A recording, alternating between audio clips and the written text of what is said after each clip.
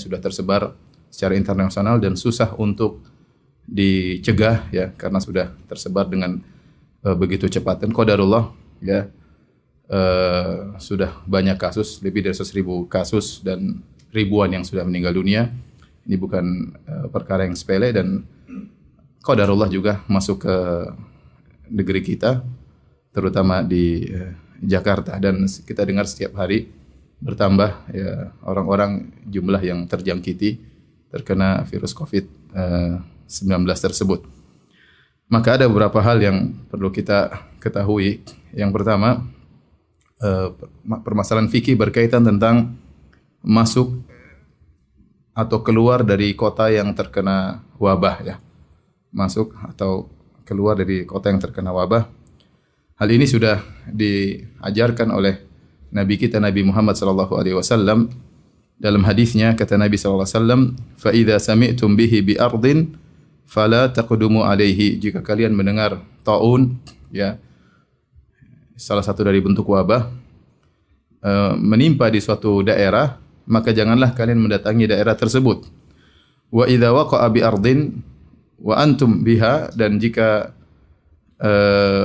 sudah terjadi taun di suatu daerah dan kalian berada dalam daerah tersebut, fala takhruju, maka janganlah keluar dari daerah tersebut firaram minhu, karena ingin lari dari taun tersebut.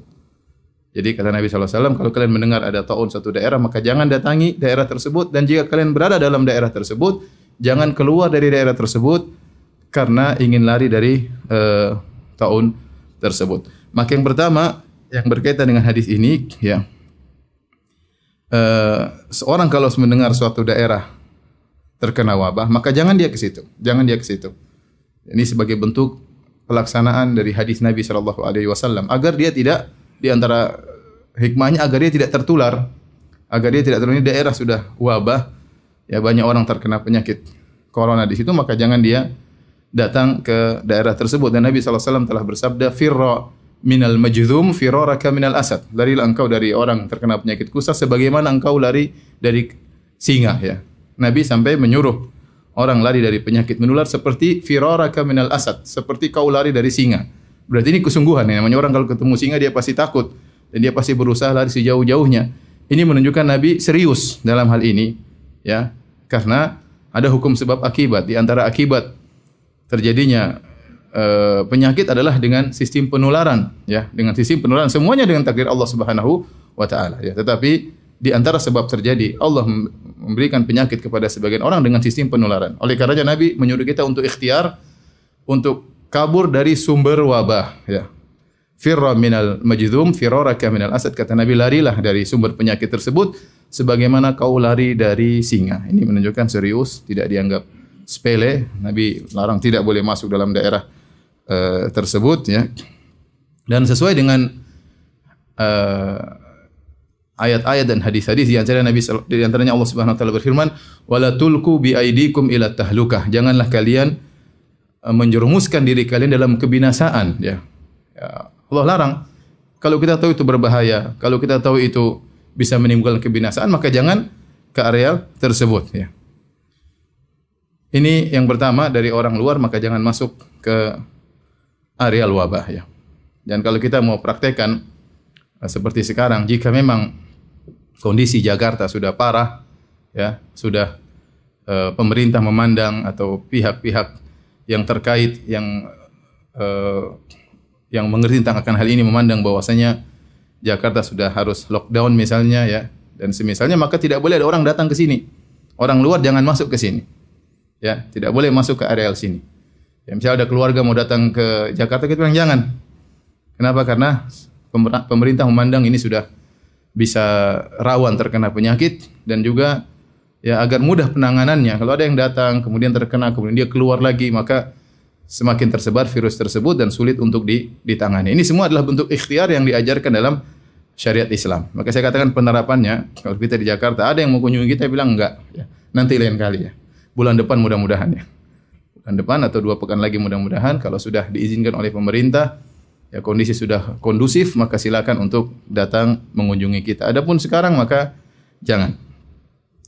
Kemudian yang kedua, sebaliknya, barang siapa yang berada dalam area wabah tersebut, maka dia tidak boleh keluar dari lokasi tersebut. Ya. Fala takhruju firaran minhu. Kata Nabi, jangan kalian keluar dari area tersebut karena ingin lari dari penyakit tersebut. Maka tidak boleh keluar dari area wabah. Kita yang sudah berada di daerah yang dihukumi ya sumber wabah dan sudah mulai tersebar di berbagai tempat, bahkan saya dengar di setiap kecamatan ada yang terkena penyakit corona ya, maka jangan kita keluar dari daerah ini ya.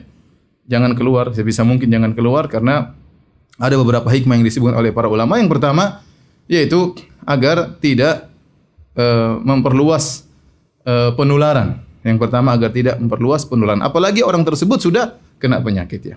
Yang tidak kena penyakit saja, yang belum divonis terjangkiti positif virus corona tidak boleh keluar, apalagi yang sudah divonis positif virus corona ya. Karena Nabi SAW bersabda, la turidu al-mumridha 'ala al-musih.